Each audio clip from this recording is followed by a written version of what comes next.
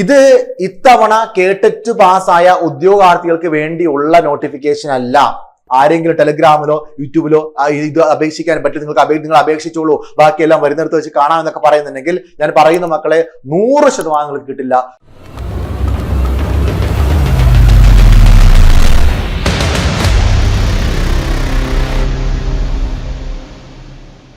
നമസ്കാരം. ഇന്നലെ വൈകുന്നേരം തൊട്ട് പല ഉദ്യോഗാർത്ഥികളും മെസ്സേജ് അയച്ച് ചോദിക്കുന്ന ഒരു കാര്യമാണ്, അവരുടെ പ്രൊഫൈലിൽ LP-UPക്ക് അപ്ലൈ ചെയ്യാനുള്ള ഓപ്ഷൻ കാണിക്കുന്നുണ്ട്. അപ്പൊ അതിൽ എസ്പെഷ്യലി ഇത്തവണ കേട്ടിട്ട് പാസ്സായ ഉദ്യോഗാർത്ഥികളാണ് ഭൂരിഭാഗം ആളുകളും. അപ്പൊ അവർക്ക് അപ്ലൈ ചെയ്യാൻ പറ്റുമോ എന്നുള്ളത് കുറച്ച് ആളുകൾ ചോദിക്കുന്നു.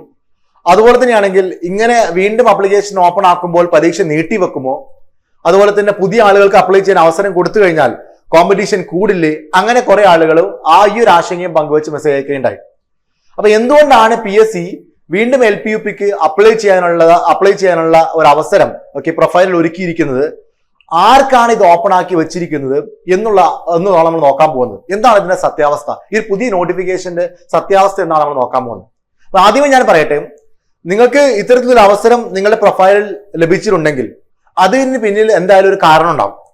ഓൾറെഡി ക്ലോസ് ചെയ്ത ഒരു ആപ്ലിക്കേഷൻ PSC വീണ്ടും ഓപ്പൺ ചെയ്തു എന്ന് പറയുമ്പോൾ അത് എല്ലാവർക്കും ഓപ്പൺ അല്ല. ആർക്കൊക്കെയാണ് അത് ഓപ്പൺ എന്ന് ആദ്യം നമ്മൾ മനസ്സിലാക്കണം, എന്നിട്ട് മാത്രമേ അപ്ലൈ ചെയ്യാവൂ. അതല്ലാണ്ട് പല ടെലിഗ്രാം ഗ്രൂപ്പുകളിലും യൂട്യൂബ് ചാനലുകളിലും കാണുന്ന വാർത്തകളുടെ അടിസ്ഥാനത്തിൽ ഒരു കാരണവശാലും ഇത്തരത്തിലൊരു ഡിസിഷനിലൂടെ അല്ലെങ്കിൽ ഇത്തരത്തിലൊരു കാര്യത്തിലൂടെ നിങ്ങൾ കടക്കാൻ പാടില്ല. എന്തൊരു കാര്യത്തിന് അപ്ലൈ ചെയ്യുമ്പോഴായാലും നമ്മൾ അതിന് എലിജിബിൾ ആണ്, അത് നമുക്ക് വേണ്ടിയിട്ടുള്ളതാണ് എന്ന് ഉറപ്പുവരുത്തിയതിനു ശേഷം മാത്രമേ PSCയുടെ ഒരു ആപ്ലിക്കേഷൻ നിങ്ങൾ എപ്പോഴും ആ ഒരു ആപ്ലിക്കേഷൻ നിങ്ങൾ അപ്ലൈ ചെയ്യാവൂ. അപ്പൊ ഇതിന്റെ സത്യാവസ്ഥ ഞാൻ പറയാൻ പോകുന്നു. ഇപ്പൊ ഇതാണ് എനിക്ക് ഒരാൾ അയച്ചു screenshot. UP school teacher, LP school teacher ഇത്തരത്തിൽ അവരുടെ പ്രൊഫൈലിൽ കാണിക്കുന്നെന്ന് പറഞ്ഞു. അതുപോലെ തന്നെ എനിക്ക് വേറൊരു കുട്ടി അയച്ചെന്ന ഒരു സ്ക്രീൻഷോട്ട് ആണിത്. കൂട്ടിച്ചേർക്കൽ വിജ്ഞാപനത്തിന്റെ ഒരു ഗസറ്റ് പുറപ്പെടുവിച്ചിരുന്നു, അതിന്റെ ഒരു സ്ക്രീൻഷോട്ട് അയച്ചു തന്നു. ഇതിൽ പറയുന്നുണ്ടല്ലോ LP സ്കൂൾ ടീച്ചർ മലയാള മാധ്യമം, അതുപോലെ തന്നെ UP സ്കൂൾ ടീച്ചർ മലയാള മാധ്യമം 707/2023 അത് നമ്മുടെ നോട്ടിഫിക്കേഷന്റെ ഇതാണല്ലേ. അതുപോലെ തന്നെ 709/2023 14 ജില്ലകൾ. അപ്പൊ ഇതിൽ നമുക്ക് അപ്ലൈ ചെയ്യാൻ പറ്റുമോ എന്ന് ചോദിച്ചുകൊണ്ട് ഇക്കഴിഞ്ഞ കേട്ടറ്റ് പാസ്സായ പല ഉദ്യോഗാർത്ഥികൾ മെസ്സേജ് അയക്കുകയുണ്ടായി. അപ്പൊ ഇതിന്റെ സത്യാവസ്ഥ മനസ്സിലാക്കാം. ഇത് ഇത്തവണ കേട്ടറ്റ് പാസ്സായ ഉദ്യോഗാർത്ഥികൾക്ക് വേണ്ടിയുള്ള നോട്ടിഫിക്കേഷൻ അല്ല. ഞാൻ വീണ്ടും പറയുന്നു, നിങ്ങൾ ഈ വർഷം കേട്ടറ്റ് പാസ്സായ ഉദ്യോഗാർത്ഥികളാണെങ്കിൽ, അതായത് LP-UPയുടെ നോട്ടിഫിക്കേഷൻ വന്ന് അതിന്റെ പരീക്ഷയ്ക്ക് അപേക്ഷിക്കാനുള്ള അവസാന തീയതിക്ക് മുമ്പ് നിങ്ങൾ കേട്ടറ്റ് ക്വാളിഫൈഡ് ആയിട്ടുള്ള ആളുകളല്ല എന്നുണ്ടെങ്കിൽ നിങ്ങൾക്ക് ഈ പരീക്ഷയ്ക്ക് അപ്ലൈ ചെയ്യാൻ സാധിക്കില്ല. അവർക്ക് വേണ്ടിയിട്ടുള്ളതല്ല ഈ ഒരു പരീക്ഷ എന്ന് പറയുന്നത്, അല്ലെ അവർക്ക് വേണ്ടിയിട്ടുള്ളതല്ല ഈ ഒരു നോട്ടിഫിക്കേഷൻ എന്ന് പറയുന്നത്. പിന്നെ ആർക്ക് വേണ്ടിയിട്ടുള്ളതാണ്? ഈ കൂട്ടിച്ചേർക്കൽ വിജ്ഞാപനത്തിൽ 3 ഓർഡറുകളെ കുറിച്ച് പരാമർശിച്ചിരുന്നു. അതിൽപ്പെട്ട ഒരു ഓർഡറാണ് 2018 ഓർഡർ എന്ന് പറയുന്നത്. 2018 മെയ് മാസം 22-ാം തീയതി കേരള സർക്കാരിന്റെ ഒരു പൊതുവിദ്യാഭ്യാസ വകുപ്പിന്റെ ഒരു ഓർഡർ ഉണ്ടായിരുന്നു. എന്തായിരുന്നു ഓർഡറിൽ പറഞ്ഞിരുന്നത്? 2018 വരെ നമ്മുടെ LP-UPയുടെ യോഗ്യത എന്ന് പറയുന്നത് 10ാം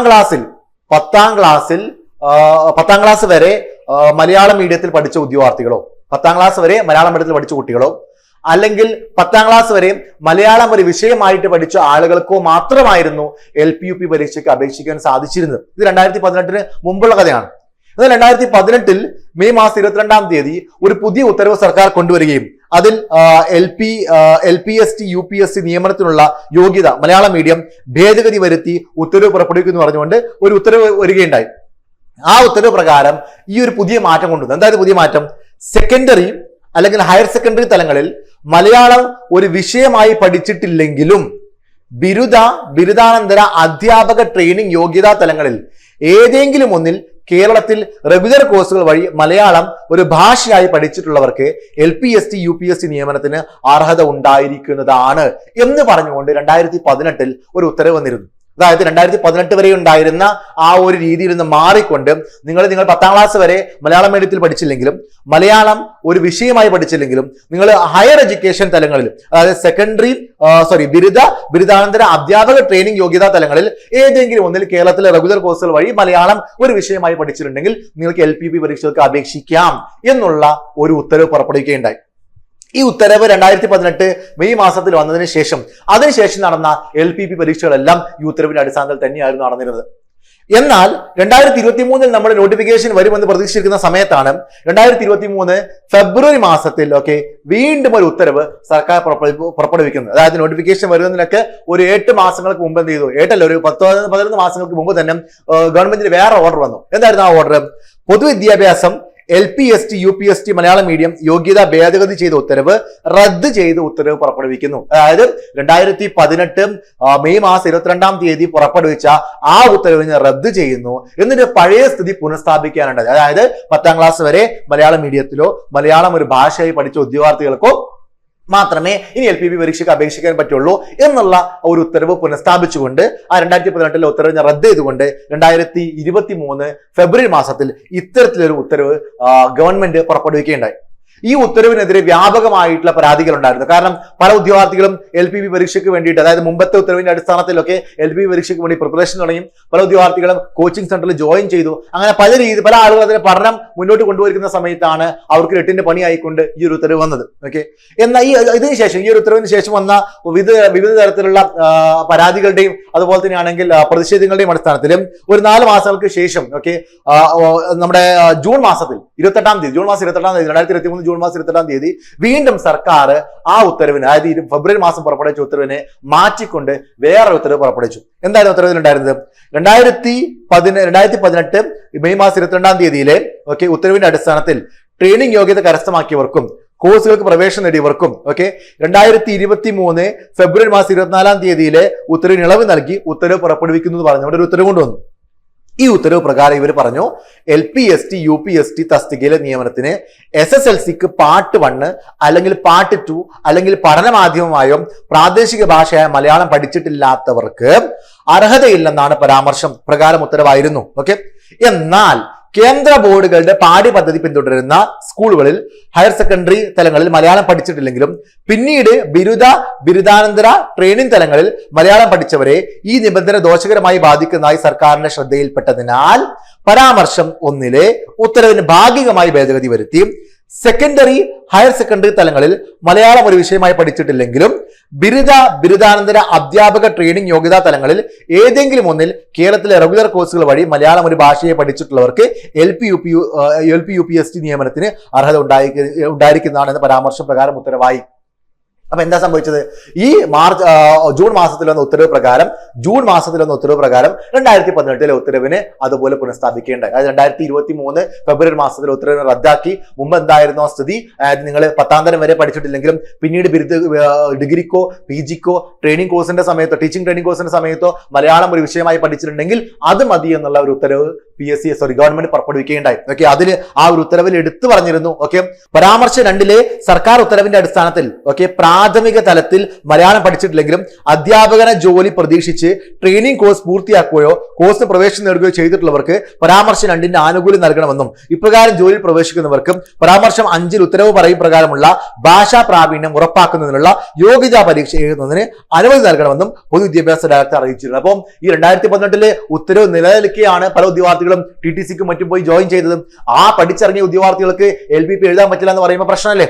അപ്പൊ അതുകൊണ്ട് എന്ത് ചെയ്തു? ഈ പ്രശ്നം വന്നപ്പോൾ ഇവര് പഴയ ഉത്തരവിനെ പിൻവലിച്ചുകൊണ്ട് 2018 ആ ഉത്തരവ് തന്നെ പുനഃസ്ഥാപിക്കുകയുണ്ടായി. എന്നിട്ട് ഇങ്ങനെ മലയാളം പഠിക്കാത്ത ഉദ്യോഗാർത്ഥികൾക്ക് എന്ത് ചെയ്യും? ആ ഒരു ഭാഷാ പ്രാവീണ്യത്തിന് വേണ്ടിയിട്ട് ഒരു ടെസ്റ്റ് നടത്താൻ വേണ്ടി തീരുമാനിച്ചു.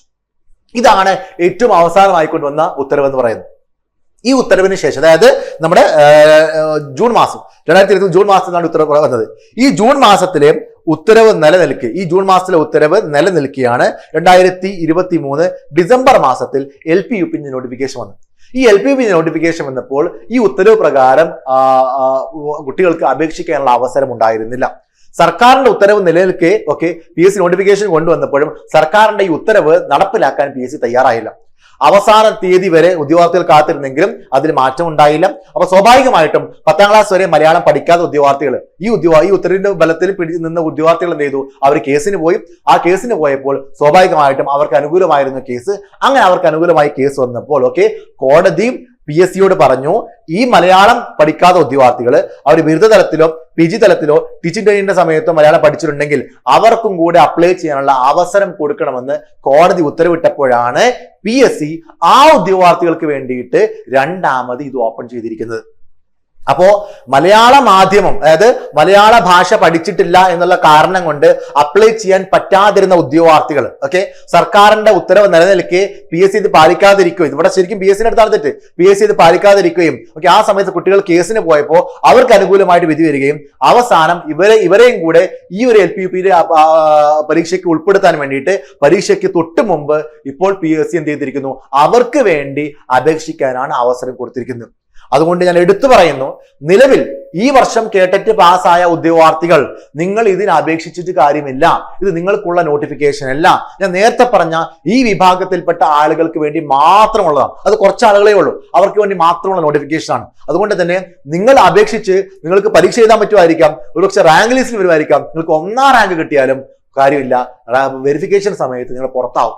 വെരിഫിക്കേഷൻ സമയത്ത് നിങ്ങൾക്ക് നോട്ടീസ് വരും, നിങ്ങൾ പുറത്താവുകയും ചെയ്യും. കാരണം നിങ്ങൾക്ക് അപേക്ഷിക്കേണ്ട സമയം മുമ്പായിരുന്നു, അതായത് ഫസ്റ്റ് നോട്ടിഫിക്കേഷൻ എന്ന സമയത്തായിരുന്നു. ഈ ഒരു സമയത്ത് അപേക്ഷിക്കാൻ പറ്റുന്നത് ഞാൻ നേരത്തെ പറഞ്ഞ ആളുകൾക്ക് മാത്രമാണ്. അതുകൊണ്ട് തന്നെ നിങ്ങൾ തീർച്ചയായിട്ടും പുറത്താവുന്നതായിരിക്കും. ഒരു കാരണവശാലും ഈ കുട്ടികൾ അപേക്ഷിക്കാൻ നിൽക്കരുത്. ആരെങ്കിലും നിങ്ങളുടെ ഫ്രണ്ട് ഈ വീഡിയോ കാണുന്ന ആരെങ്കിലും ഇതിന് അപേക്ഷിക്കാൻ നിൽക്കുന്നുണ്ടെങ്കിൽ അതിൽ നിന്ന് പിന്മാറുക. മാത്രമല്ല, നിങ്ങളുടെ ഫ്രണ്ട്സ് ആരെങ്കിലും ഇതിനെക്കുറിച്ച് ചർച്ച ചെയ്യുന്നുണ്ടെങ്കിൽ അവർക്ക് ഇതിന്റെ ഒരു സത്യാവസ്ഥ പറഞ്ഞ് മനസ്സിലാക്കി കൊടുക്കുക. നിങ്ങൾ ഇങ്ങനെ അപേക്ഷിക്കുന്നത് കൊണ്ടുള്ള ഒരു പ്രശ്നം വെച്ചാലാണെങ്കിൽ, ഒന്ന്, നിങ്ങൾക്ക് എന്തായാലും ഈ ജോലി കിട്ടില്ല, അതിലൊരു സംശയമില്ല, ഉറപ്പാണ്, 100% ഉറപ്പാണ്. രണ്ടാമത്, ഇത്തരത്തിൽ ഇതിന്റെ തെറ്റിദ്ധാരണ മൂലം നിങ്ങൾ ഇത് അപേക്ഷിച്ചു കഴിഞ്ഞാൽ നിങ്ങളും കൂടെ പരീക്ഷ എഴുതും. അപ്പോൾ അവിടെ അനാവശ്യമായുള്ള കോമ്പറ്റീഷൻ ഉണ്ടാവും. നല്ല നിലക്ക് പഠിച്ച് എലിജിബിൾ ആയ വിദ്യാർത്ഥികൾ എഴുതുമ്പോൾ അവർക്ക് ആ കോമ്പറ്റീഷൻ വരുന്ന സമയത്ത് സ്വാഭാവികമായിട്ട് കട്ട് ഓഫ് കൂടുകയും അത് അവർക്ക് പോലും ജോലി കിട്ടുന്നതിനെ ബാധിക്കുകയും ചെയ്യും. അതുകൊണ്ട് ദയവ് ചെയ്ത് ഇത്തവണ കേട്ടറ്റ് പാസ്സായ വിദ്യാർത്ഥികളോട് ഞാൻ പറയുന്നു, നിങ്ങൾക്ക് വേണ്ടിയുള്ള അപേക്ഷയല്ല, നോട്ടിഫിക്കേഷൻ അല്ല, അപേക്ഷിക്കരുത്, പിന്മാറണം. ഒക്കെ നിങ്ങളുടെ ഫ്രണ്ട്സിനെയും മറ്റും നിങ്ങൾ ഇതിനെക്കുറിച്ച് അവയർനെസ് നൽകണം, അവർക്ക് പറഞ്ഞ് മനസ്സിലാക്കി കൊടുക്കണം. ഈ ആളുകൾക്ക് വേണ്ടി മാത്രമുള്ളതാണ്. അനാവശ്യമായിട്ട് ഒരു തെറ്റിദ്ധാരണ പരത്താൻ നിൽക്കരുത്, അപ്ലൈ ചെയ്യാൻ നിൽക്കരുത്. ആരെങ്കിലും ടെലഗ്രാമിലോ യൂട്യൂബിലോ ഇത് അപേക്ഷിക്കാൻ പറ്റും, നിങ്ങൾ അപേക്ഷിച്ചോളൂ, ബാക്കിയെല്ലാം വരുന്നിടത്ത് വെച്ച് കാണാമെന്നൊക്കെ പറയുന്നുണ്ടെങ്കിൽ ഞാൻ പറയുന്ന മക്കളെ, 100% നിങ്ങൾക്ക് കിട്ടില്ല.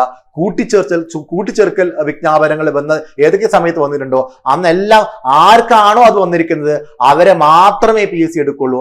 അതിനപ്പുറത്തേക്ക് ആരപേക്ഷിച്ചാലും വെരിഫിക്കേഷൻ സമയത്ത് നിങ്ങൾ പുറത്താകും. ഇതാണ് PSCയുടെ ചരിത്രം. അതുകൊണ്ട് ആരും ഈ ഒരു വിഭാഗത്തിൽപ്പെട്ട ആളുകളല്ലാതെ വേറെ ആരും അപേക്ഷിക്കാൻ നിൽക്കരുത്. ഓക്കെ, അപ്പൊ ഇതിന്റെ ഒരു സത്യാവസ്ഥ മനസ്സിലായി എന്ന് വിചാരിക്കുന്നു. അത് നിങ്ങളുടെ ഫ്രണ്ട്സുമായിട്ട് ഷെയർ ചെയ്യാം. താങ്ക്